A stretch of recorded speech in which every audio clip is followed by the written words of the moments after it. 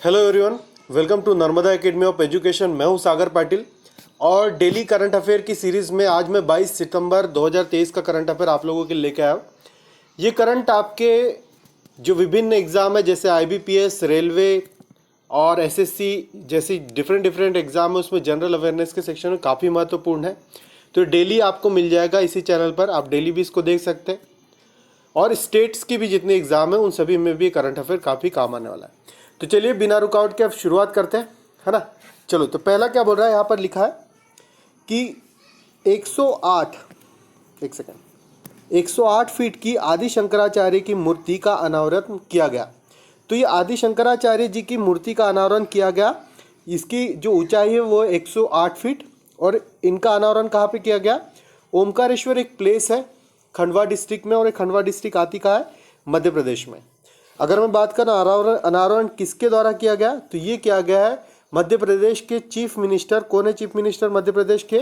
मामाजी शिवराज सिंह चौहान। कौन है? मामाजी शिवराज सिंह चौहान, है ना। ये मूर्ति आप लोग देख सकते हैं, इस तरीके की बहुत बड़ी मूर्ति है।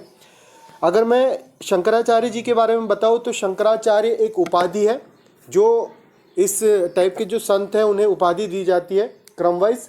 जो सबसे पहले शंकराचार्य थे उन्हें आदि शंकराचार्य कहा जाता था। आदि शंकराचार्य जी का अगर मैं डिटेल में बात करूं तो उनका जन्म 788 ईस्वी में केरल में हुआ था, मतलब नियर बाय 8वीं सदी के ये संत थे। इन्होंने 2-3 सिद्धांत दिए। अद्वैतवाद का सिद्धांत दिया, एकात्मकता का सिद्धांत दिया। इन्होंने कहा कि ब्रह्म जो है सभी के अंदर निहित है, एकात्मा सभी की आत्मा एक है करके इस तरीके का इन्होंने सिद्धांत दिया। इन्होंने 4 मठों की स्थापना की, है ना। इन्होंने 4 मठों की स्थापना की। पहला था द्वारिका शारदा पीठ, ज्योतिष पीठ, बद्रिकाश्रम, श्रृंगेरी पीठ और पुरी गोवर्धनी पीठ, है ना। तो ये 4 है जो पीठ है इन्होंने स्थापित किए। बेसिकली क्या था कि उस समय में बौद्धिज्म और जैनिज्म बहुत ज़्यादा व्यापक रूप से बढ़ रहा था, है ना। मतलब वो उनकी शुरुआत थी और उनका प्रचार प्रसार पूरे एशिया में बहुत जगह तक फैल गया था। तो इनको लगा कि कहीं ना कहीं जो हिंदू धर्म है, कहीं ना कहीं सनातन धर्म वो ख़त्म होते जा रहा है। तो वहाँ पे उस समय 2 शाखाओं में जो हिंदू धर्म बटा हुआ था, जो एक शिव जी को मानते थे, विष्णु जी को, तो दोनों में कहीं ना कहीं क्लैश था। तो इसी को जोड़ने के लिए इन्होंने अपनी पैदल यात्रा भी शुरू की। और इनके बारे में एक डिटेल बताता हूँ कि ये केरल से पैदल चले थे। पैदल चलने के बाद नर्मदा नदी क्रॉस करने के बाद ये पहुँचे थे ओमकारेश्वर। और ओमकारेश्वर में गुरु गोविंद पाद, है ना, गुरु गोविंद पाद से इन्होंने योग की शिक्षा ली। किसकी? योग की शिक्षा ली। किससे? गुरु गोविंद पाद से योग की शिक्षा ली। और अच्छा, और एक चीज़, ये क्या करते थे कि अपने धर्म का प्रचार करने के लिए ये वाद विवाद करते थे, कि मतलब डिबेट करते थे दूसरे धर्म वालों से। अब डिबेट के द्वारा अपने शास्त्रार्थ करते थे और शास्त्रार्थ के कारण सामने वाला अगर हार जाता था तो फिर ये उनको मतलब अपने धर्म के बारे में बताते थे। तो इस तरीके से ये इन्होंने वाद विवाद के थ्रू अपना प्रचार किया। इनके इस वाद विवाद में एक ही बार हारे थे। वो हारे थे जब वो बिहार में ये वाद विवाद कर रहे थे आचार्य मंडन मिश्र। तो आचार्य मंडन मिश्र की जो पत्नी थी उन्होंने कहा कि मैं वाद विवाद करूंगी, और उन्होंने कुछ पारिवारिक बातें करी, तो फिर उसके कारण वो शंकराचार्य जी हार गए थे। उस समय एक ही बार आ रहे थे। चलिए, दूसरा जो है महिला आरक्षण बिल दोनों सदन में पास हुआ, है ना। अभी बहुत ज़्यादा हाईलाइटेड है कि महिला आरक्षण बिल अभी बहुत ट्रेंडिंग चल रहा था। इसका नाम जो है इस बिल का, उसका नाम है नारी शक्ति वंदन बिल। क्या है? नारी शक्ति वंदन बिल। अच्छा, किसी भी बिल को पास होने के लिए यदि हम भारतीय स्तर पर कहें तो पहले किसी भी एक सदन में लाया जाता है। जैसे कि इस बिल को लोकसभा में लाया गया। अब लोकसभा में 454 जो इस पर मत पड़े, 454 मत पड़े, इसके द्वारा ये पारित हुआ लोकसभा से। फिर इसको राज्यसभा भेजा गया और राज्यसभा से जो टोटल जितने भी 217 कुछ समथिंग कैंडिडेट थे उनके द्वारा वोट किया गया और 100% वोट से राज्यसभा से भी पारित हो गया। बेसिकली ये जो नारी शक्ति वंदन बिल है, नारी शक्ति वंदन बिल है क्या? ये बोलता है कि लोकसभा, राज्यसभा और राज्य की विधानसभाओं में महिलाओं को 33% जो सीट है वो आरक्षित कर दी जाएगी। मतलब 33% reservation for the womens in Lok Sabha, Rajya Sabha and Vidhan Sabha. ठीक है, तो ये है हमारा महिला आरक्षण बिल। और ये महिला आरक्षण बिल जो है, महिला आरक्षण बिल, ये ऐसा नहीं है कि पहली बार आया है। इसको सबसे पहले 1989 में प्रपोजल दिया था राजीव गांधी ने। सबसे पहले 1989 में राजीव गांधी ने प्रपोजल दिया था और इनका कहना उस समय था कि पंचायतों और नगर पालिकाओं में, जब बलवंत राम मेहता की कमेटी आई थी और उसके थ्रू पंचायती राज व्यवस्था की स्टार्टिंग हुई थी और वो 1993 के नियर बाय हमारे यहाँ 73वें जो संविधान का संशोधन हुआ उसके तहत हमारे यहाँ पंचायती राज का स्टार्टिंग हो गई। तो उस पंचायती राज में 33% महिलाओं को आरक्षण दे दिया गया था। तो उस समय प्रधानमंत्री कौन थे? नरसिम्हा राव, है ना। उस समय कौन थे? प्रधानमंत्री नरसिम्हा राव, जब ये पंचायती राज में 33% महिलाओं को आरक्षण दिया गया था। फिर इसके बाद में 1996, 1998, 1999, 2008 और 2010 इन सभी सालों में ये जो महिला आरक्षण का बिल है लोकसभा राज्यसभा के पटल में रखा गया, पर ये किसी भी तरीके से पास नहीं हुआ। कोई ना कोई कारण इसमें रहा होगा। पर अभी जो बिल आया ये क्या हुआ? लोकसभा और राज्यसभा से पास हो गया है। इसके बाद ये विधानसभाओं में भी जाएगा, यहाँ पर डिस्कशन हो जाएगा और यदि 50% से ज़्यादा विधानसभा इसे पास कर देती है तो फिर इसके बाद ये बिल हमारे यहाँ कानून बन जाएगा कि लोकसभा, राज्यसभा और विधानसभाओं में 33% महिलाओं के लिए सीट जो है रिजर्व कर दी जाएगी।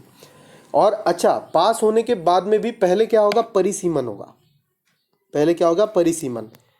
2021 में हमारी देश की जनगणना होना चाहिए था, पर ये कोविड के कारण 2021 की जनगणना जो नहीं हो पाई, तो पहले जनगणना होगी, जनगणना होने के बाद में परिसीमन होगा, परिसीमन होने के बाद में कहिए टोटली जो महिला आरक्षण बिल है वो लागू होगा। चलिए आगे बढ़ते हैं। आगे के करंट अफेयर में बताता हूँ आपको। निर्मला सीतारमन द्वारा कुछ पोर्टल लॉन्च किया गया है। पहला है किसान ऋण पोर्टल। तो जो भी किसान भाई लोग हैं तो उन लोगों को अगर ऋण लेना होता था तो वो डायरेक्ट बैंक से संपर्क करते थे। तो बैंक से संपर्क ना करके अब उन्होंने एक पोर्टल ही जारी किया। वो उस पोर्टल का नाम क्या है? किसान ऋण पोर्टल। दूसरी चीज़ है wind, weather information network data system. इन्होंने एक ऐसा डाटा सिस्टम तैयार किया जो वेदर का फोरकास्ट करेंगे और उसकी इंफॉर्मेशन देंगे। तो इसको किस नाम से बुलाया गया? विंड के नाम से। थर्ड चीज़ हर घर केसीसी। हर घर केसीसी किसान क्रेडिट कार्ड। किसान क्रेडिट कार्ड के थ्रू कोई भी किसान क्या कर सकता है? अपनी ज़मीन पर लोन ले सकता है 1 वर्ष के अंतराल में। ठीक है, फिर इसकी लिमिट बढ़ती जाती है। तो केसीसी को हर घर तक पहुंचाने के लिए एक शुरुआत की है। किसके द्वारा? निर्मला सीतारमन द्वारा ये तीनों चीज़ों की शुरुआत की गई है। निर्मला सीतारमन हमारी फाइनेंस मिनिस्टर है। चलिए अगला है Deendayal Upadhyay national welfare for sport person. तो अभी एक तरीके का ये नेशनल वेलफेयर मतलब कुछ पैसे जो समथिंग 2 लाख रुपए की राशि यहाँ पर किन्हें दी जाती है? स्पोर्ट्स पर्सन को। ऐसे स्पोर्ट्स पर्सन जो अपने आर्थिक रूप से कमज़ोर है, गरीब है, आर्थिक रूप से कमज़ोर है, जिनका बैकग्राउंड, उन्हें क्या सहायता राशि प्रदान की जाती है इसके तहत। क्या नाम है इनका? Deendayal Upadhyay national welfare for sport person. ये किसके द्वारा दिया गया? हमारे स्पोर्ट मिनिस्टर अनुराग ठाकुर द्वारा ये दिए गए। क्लियर है? चलिए आगे बढ़ते हैं। बैंकिंग से रिलेटेड कुछ न्यूज़ है। एस्मा ने आरबीआई से एमओयू पर हस्ताक्षर किया है ना। एक मेमोरेंडम ऑफ अंडरस्टैंडिंग हुई दो मतलब ऑर्गेनाइजेशन के बीच में। हमारे यहाँ का जो सेंट्रल बैंक है रिजर्व बैंक ऑफ इंडिया और दूसरा एस्मा। एस्मा क्या है? European securities and market authority. तो ध्यान में रखिएगा मेमोरेंडम ऑफ अंडरस्टैंडिंग किस किस के बीच में हुआ? आरबीआई एंड एस्मा के बीच में। दूसरा है आरबीआई ने विलफुल डिफॉल्टर घोषित करने का नया ट्रांसपेरेंट मैकेनिज्म प्रपोज किया। तो जो कुछ लोग डिफॉल्टर मीन्स क्या होता है कि बैंकिंग क्षेत्र में यदि कोई व्यक्ति लोन लेता है, जैसे कि किसी ने 1 लाख रुपए लोन ले लिया और 1 लाख जो लोन लिया था और इसने उस समय अवधि में वो लोन वापस नहीं कर पाया, तो इसको क्या घोषित कर दिया जाता है? डिफॉल्टर घोषित कर दिया जाता है। तो विलफुल जो डिफॉल्टर है उनको एक रेंज तक रखा जाता था कि इस रेंज से नीचे वालों को विलफुल कहा जाएगा और इसके ऊपर वालों को लार्जर डिफॉल्टर। तो इन्होंने क्या किया है कि इस सिस्टम को ट्रांसपेरेंट बनाने के लिए एक कुछ नया मैकेनिज्म लाया है। किसने? रिजर्व बैंक ऑफ इंडिया ने।